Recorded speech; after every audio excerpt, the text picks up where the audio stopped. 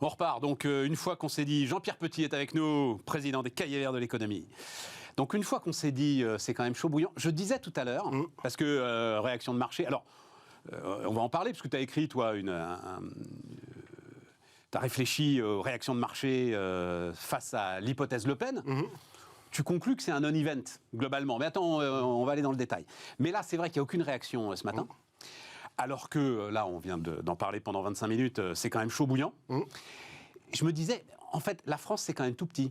Est-ce qu'il y a l'ensemble de ceux qui font le marché, est-ce qu'ils ont la capacité d'analyse des analystes pour se rendre compte sur une matinée comme ça que oui, oulala, c'est pas du tout comme en 2017, quoi. Voilà. Alors, je pense qu'il y a une petite négligence de la part des opérateurs de marché. On est d'accord. Il y en avait une avant le premier tour et il y en a une aujourd'hui parce que je pense que les principaux commentateurs influents sur les marchés anglo-saxons ont dit que l'hypothèse la plus probable, c'est qu'on allait avoir Macron, et ils ont dû ajouter que Marine Le Pen n'était plus pour la sortie par la France de l'Union européenne et de la zone euro. Point barre. Et avec ça, ça rassure les marchés. Ouais. C'est tout. Ouais.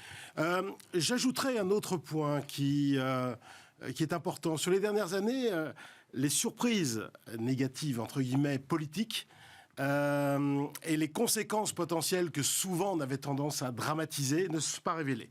L'élection de Trump, par exemple, en 2016, le Brexit, en 2016 également, tout ça, on a vu que finalement, au niveau des marchés en tout cas, ah oui, c'est ça que tu veux dire, oui, d'accord. Il y a une banalisation. Il y a de la surprise démocratique, mais cette surprise démocratique n'a pas les conséquences économiques qu'on redoutait. Et moi, je pense, sur la base de ce que je sais, mais peut-être qu'on peut en discuter, c'est que l'élection éventuelle de Marine Le Pen n'aurait pas d'impact durable sur les marchés. Je ne dis pas qu'il n'y aurait pas un effet de sidération, d'abord, dans un premier temps. Il y aurait probablement quelques tensions qui viendraient sur des phénomènes pas directement liés à l'adhésion ou non de la France à l'Union européenne ou la zone euro, mais des sujets connexes. Par exemple, la participation de la France au budget communautaire. Elle a participation de la France au budget communautaire, elle a contrôle des marchandises aux frontières, elle a hiérarchie des normes à la polonaise, voilà, c'est-à-dire la Constitution française et la justice française supérieure à la Constitution européenne et à la justice européenne. Elle a évidemment une revue de fond en comble de Schengen, enfin tout ce qui est migrants, identité nationale, oui, etc. mais elle a des alliés en Europe. Elle a mais voilà, mais bien elle sûr. a des alliés et elle a le courant des idées qui est favorable à Le Pen, ou d'une manière générale au courant souverainiste en Europe. Parce que si tu additionnes crise, pandémie et Ukraine, c'est favorable à une plus grande souveraineté, un plus grand localisme, comme elle dit. C'est-à-dire, par exemple, en cas de guerre, il faut mieux être souverain sur le plan alimentaire, sur le plan énergétique, sur le plan sanitaire. Voilà. Et en fait, les événements, d'une certaine manière, même si c'est une coïncidence, lui donnent, par certains côtés, raison. Et donc, ce courant d'idées chez les dirigeants d'Europe centrale, ou chez même beaucoup de forces d'opposition dans les pays d'Europe occidentale, favorise, en quelque sorte, un comportement plutôt accommodant des marchés financiers. Ouais. Voilà. Sachant que, en plus, dans le cas présent, elle a une énorme chance, c'est qu'elle a Zemmour. Parce qu'en fait, je regardais hier le discours de Macron, il revient sur un discours archi-usé, l'extrême droite. Ça va être toute sa stratégie, de rappeler d'où elle vient. Alors moi, je sais pas. Alors là, si je dois faire une prévision, vas-y. Et si tu me dis, ça va être toute sa stratégie pendant 15 jours, je crains fort pour lui. Et je lui déconseillerais, moi, si j'étais son conseiller politique, en tant que modeste observateur de la vie politique française depuis 1974, c'est-à-dire la première élection présidentielle que j'ai suivie activement, je dirais que c'est une très mauvaise idée. C'est pas en nous répétant... Il faut devenir force de proposition, c'est ça bien sûr. Et puis extrême droite, franchement, c'est pas crédible. Autant je suis d'accord avec l'idée qu'il y a 50 ans, quand le Front National a été créé, c'était des anciens d'Occident, d'ordre nouveau, voire même des anciens de la collaboration, donc il n'y a pas trop de sujets. C'est vrai que c'était une formation d'extrême droite, de tradition d'extrême droite. Mais à l'époque, c'était un groupuscule. C'était Le Pen, le père, s'est présenté. Pourtant, il était connu, il était député poujadiste. Bien sûr. C'était un baroudeur de l'Algérie française. Baroudeur, il s'est construit une légende de baroudeur, il n'a pas beaucoup baroudé. Voilà. Cette image. Voilà, il avait cette image. Et il a fait 0,7% à l'élection présidentielle de 74, justement, celle que j'ai bien suivie. Et donc, finalement, c'était un groupuscule. D'ailleurs, le Front National, par rapport aux autres formations d'extrême droite radicale, n'était pas plus élevé ou moins élevé. C'était à peu près le même niveau. En fait, le Front National a vraiment émergé à partir de l'élection de Dreux en 82, 83. Et en plus, alors à partir de 88, ça a été l'émergence, 14,5% si je me souviens bien, au premier tour de l'élection présidentielle. Et depuis, finalement, fondamentalement, ça progresse. Le populisme dit de droite progresse, voilà, fondamentalement. Mais elle, Marine Le Pen, est-elle extrémiste de droite? En quoi est-elle extrémiste? Par son comportement? Franchement, il n'y a rien à dire. Non, elle caresse des chats. Ah, mais c'est pas négligeable dans l'image.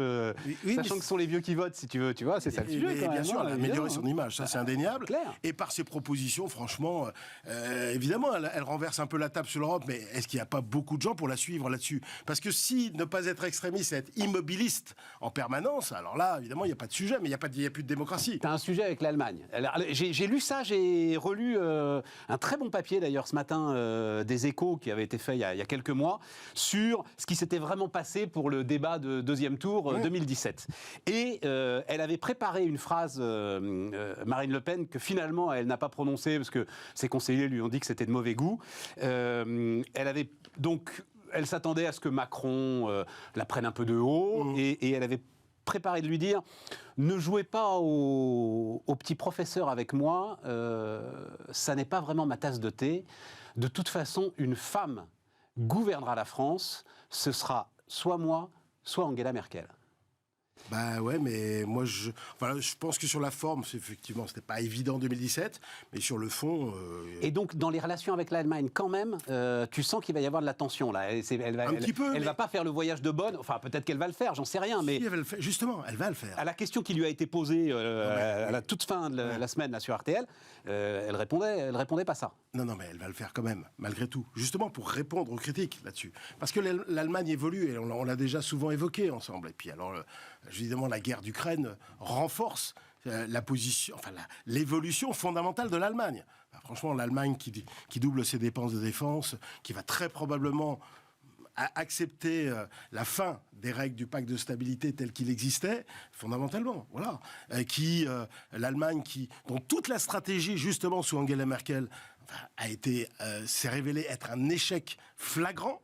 Et la dépendance énergétique à l'égard de la Russie, en offre une illustration tellement évidente que c'est même pas la peine de trop développer. L'Allemagne s'est opposée à tous les projets d'ailleurs, projets de constitution d'une stratégie européenne dans le domaine de la défense, dans le domaine industriel, dans le domaine technologique. Elle s'est toujours opposée à cela. Et ses positions unilatérales ont été une catastrophe sur le nucléaire, sur les migrants, etc. Donc elle aurait pu dire ça. Moi ça ne m'aurait pas choqué d'une certaine manière. En tout cas, aujourd'hui, elle est en position de force. C'est ça la réalité des choses. Et Macron s'est gouré en plus au premier tour. Il a visé le peuple de droite. Il a dit... Et avec succès, Valérie Pécresse, sauf que celui qui va tenir véritablement l'opérateur opérationnel du deuxième tour, c'est l'électorat de gauche, qui est plus élevé que ce qu'on pensait, puisque toutes les forces de gauche, c'est 32%. C'est peut-être pas la majorité, mais c'est quand même beaucoup plus que ce que les sondages prévoyaient. Et avec sa réforme des retraites, son RSA, etc., il s'est adressé plutôt au peuple de droite. Maintenant, il va devoir s'adresser au peuple de gauche. Ça va être quand même beaucoup plus compliqué, parce que sur les retraites, là, par exemple, il ne peut pas revenir en arrière. Ah bah j'espère pas. Mais sinon, il manquerait plus que ça. Non, mais il perd en crédibilité. Donc il est un peu piégé. Et puis surtout, par rapport à 2017, il est comptable d'un bilan. L'aspect novateur de la personnalité, le fait que c'était un jeune homme qui n'avait même pas 40 ans, il avait 39 ans, c'était un nouveau, etc. Tout ça, ça joue pas. Là, il a son bilan dont il doit rendre compte en face de sa principale opposante et qui, elle, va jouer à fond toutes les oppositions au macronisme. Oui, mais il peut en rendre... Alors moi, on en parlait, continuons cette discussion. Je suis sidéré. Mais en même temps, il n'a pas fait campagne. Bon voilà, c'est de sa faute. Mais il peut en rendre compte de son bilan quand même, sur l'emploi, sur le chômage, sur ce qui est quand même le cœur. On dit, on n'en parle plus. On n'en parle plus parce que la situation s'est améliorée. L'emploi des jeunes, le chômage des jeunes, tout ça s'est magnifiquement amélioré quand même. Il peut en rendre compte. Alors, là, je suis d'accord. Sauf qu'il y a un problème. C'est qu'il faut convaincre les gens. Moi, je reprends si tu étales les statistiques de l'INSEE en face de Marine Le Pen durant le débat, il va y avoir un problème. Ouais. Parce qu'il y a le ressenti, tu sais bien, là, je ne reviens pas là-dessus, mais le ressenti est très différent. Parce que la répartition des efforts n'est pas égale à la moyenne. En gros, les premiers déciles, ceux qui gagnent le moins, subissent à fond la hausse du prix de l'énergie ou de l'alimentaire. D'accord, mais le chômage... Le chômage s'est amélioré. Baissé. Oui, et puis le pouvoir d'achat a été maintenu, tout ça, oui, d'accord. Mais est-ce que ça suffit pour tenir ce discours purement macro? Ça m'étonnerait. Et puis en plus, il y a le bilan régalien, la sécurité, etc. Alors là, on pourrait en parler. Et là, là, le ressenti est encore plus fort. Oui. Enfin, surtout que là, elle part pas de 21,3% comme en 2017. Elle part de combien? Elle part de plus de 32%, parce que Zemmour et Dupont-Aignan ont appelé à voter pour elle. Donc elle part de 32%. Ouais. Eh oui, parce que bon, j'ai regardé d'ailleurs les études, les reports de Zemmour et de Dupont-Aignan vers Le Pen sont quand même assez massifs. Ah ils vont être massifs, oui. Ils vont être massifs. Donc elle part de 32. Et l'autre, et Macron, il part de 27,5 ou 28% si tu veux. Et c'est pas les voix de Pécresse et Jadot qui vont combler tout cela. Donc il y a un vrai sujet. Et à mon avis, c'est assez mal parti. Toi, tu penses que... Je pense que, globalement, je le disais François déjà... nous disait tout à l'heure, le sujet, et c'est un trou noir, il dit, il n'y a pas d'institut de sondage qui vous donneront la réponse, c'est les abstentionnistes. Parce que tout dépend du taux d'abstention. Voilà, comportement des abstentionnistes, notamment, je le disais, dans des zones qui sont a priori plutôt des zones favorables à Marine Le Pen, c'est-à-dire le nord, le nord-est et le sud-est. Voilà. Non, mais ce que je disais avant le premier tour et ce que je dis maintenant, c'est que... je crois que la probabilité de la victoire de Marine Le Pen est sous-estimée par la majeure partie, on va dire, des décideurs, des élites médiatiques, politiques et autres. Et au total, ce serait assez logique, du point de vue des 30 dernières années. Je voudrais juste rappeler quelques statistiques aussi, politiques, purement politiques. C'est qu'un président qui se représente hors période de cohabitation, il n'est pas réélu. Non. Tu prends 81, tu prends 2012... Et puis tu prends même Hollande, parce que le pauvre, il a même dû abdiquer, comme un de ses nombreux, ses illustres prédécesseurs, Charles X. Charles X, voilà, c'est ça. Louis-Philippe, voilà, il a abdiqué. Ouais. Voilà. Et la progression du populisme, elle est là depuis une trentaine d'années. Donc voilà, depuis une bonne... on pourrait même dire une quarantaine d'années. Et elle est là, elle est latente. D'ailleurs, elle ne concerne pas que la France, elle concerne un ensemble de pays. Et n'oublie pas un point très important... Marine Le Pen n'a jamais exercé le pouvoir central en France. Ça, c'est un argument clé quand même. C'est un argument clé en sa faveur ? Ah bien sûr. Bon, après... elle est blanche comme loi, par certains côtés. Elle est blanche comme loi, elle n'a personne derrière. Ça, on verra. Parce que... Tu vois, c'était Raffarin qui disait, il y a 6 mois, quelque chose que je trouvais brillant. C'était après les régionales. Quand LR s'est cru à nouveau un grand parti français. Et Raffarin disait, LR n'a pas de leader, Macron n'a pas de troupes. Voilà. Et donc, il fusionnait les deux, et on avait le gouvernement du cercle de la raison. Avec Marine Le Pen, ça marche moins bien, quand même. Si tu peux me permettre, je pense que c'est une vue statique. Car sa victoire le 24 avril amènera des ralliements assez massifs. Des républicains... C'est ce qu'elle dit, d'ailleurs. Des républicains... évidemment des troupes de Dupont-Aignan, évidemment des troupes de Zemmour. Enfin, ça fait pas un gouvernement, ça. On verra. Et puis, n'oublie pas aussi... Ce qu'elle dit aussi, c'est, vous en connaissiez combien des ministres de Macron dans son premier gouvernement ? Elle n'a pas tort, à part Bruno Le Maire. Et il y a toute une série de hauts fonctionnaires, moi j'ai lu, je ne sais pas plus, de hauts fonctionnaires qui, évidemment, travaillent en complète. Dans l'état profond.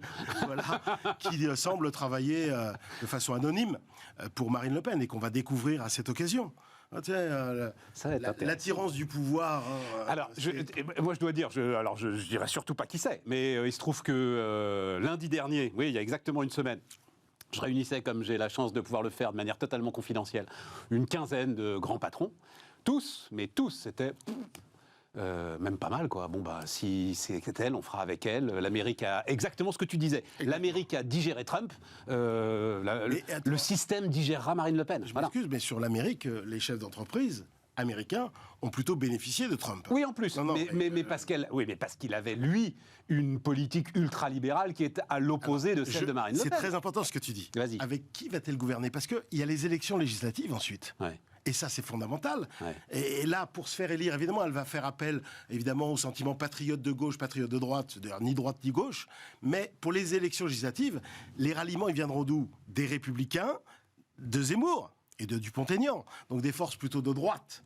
Et de droite libérale, si c'est Zemmour, effectivement. Oui, d'une manière générale, mais même, et des autres Républicains. Parce que les Républicains qui sont proches de Le Pen, comme Ciotti. Non, mais Ciotti ne parle jamais d'économie, je suis incapable de savoir ce qu'il pense de l'entreprise. Non, mais je pense que sur le plan économique, il est quand même plus proche de la droite que de la gauche. Oui. C'est pas avec ces gens-là qu'on va augmenter le taux d'IS, qu'on va augmenter le taux de prélèvement sur les dividendes, je ne sais quoi. Raison, on va remettre en cause... Les dividendes, je ne sais pas, mais le taux d'IS, oui, sans doute. Enfin, les réformes de Macron, ça m'étonnerait. Honnêtement, ça m'étonnerait.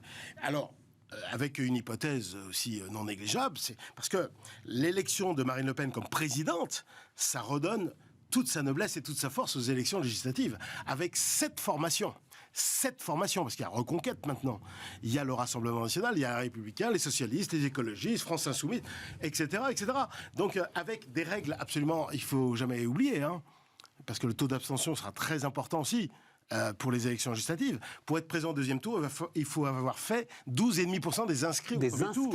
Des inscrits. Voilà. Alors pour les instituts de sondage, autant dire que là, c'est mission impossible. Et quelle va être la structuration du paysage politique? Quel va être le pourcentage des Républicains qui va rejoindre Le Pen, le pourcentage de Zemmour qui va rejoindre Le Pen, et au sein de la gauche, ça va aussi parce qu'elle est complètement éparpillée.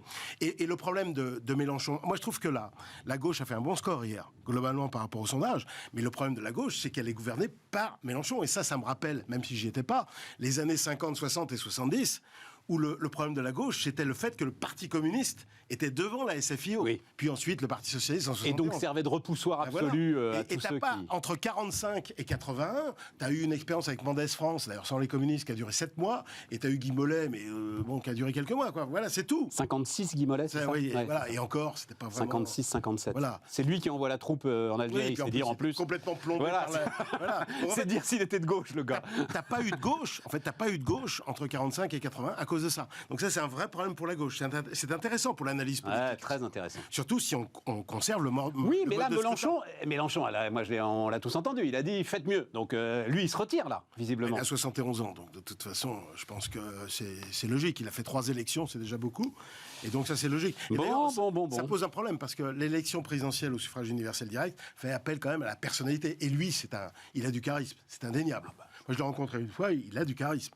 Discuter avec lui. Évidemment qu'il a du charisme. En plus, il est cultivé, il connaît certains... Alors, sur l'économie, il faudrait qu'il progresse sur certains points, mais il connaît quand même tout un tas de trucs. C'est pas un charlot. Voilà. Et le fait qu'il s'en aille... Alors, tu me parlais de derrière Le Pen, mais alors derrière Mélenchon, je vois pas non plus. J'ai quand même du mal un peu à voir. Donc là, il y a un problème sur la signification de cette élection.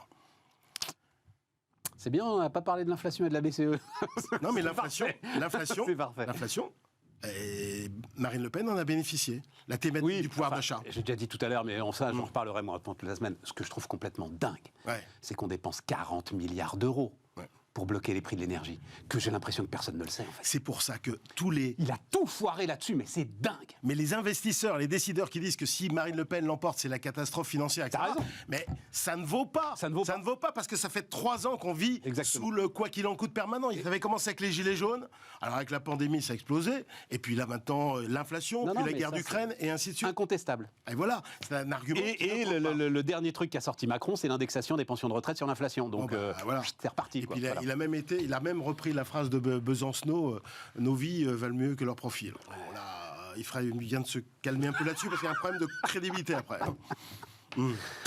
Qu'est-ce que c'est intéressant. On s'ennuie pas. On s'ennuie pas. Bon, on se revoit dans 15 jours. T'as fait un pronostic là. Pour moi, t'as fait un pronostic là. Oui, si tu veux. Enfin, je prends pas un pari, si tu veux. Ce serait ridicule. Ça se joue. Tu dois continuer à avoir une grosse cote quand même, à mon avis là. Oui, je pense. Mais je pense que c'est sous-estimé. Non, mais c'est très convaincant. On termine Bismart.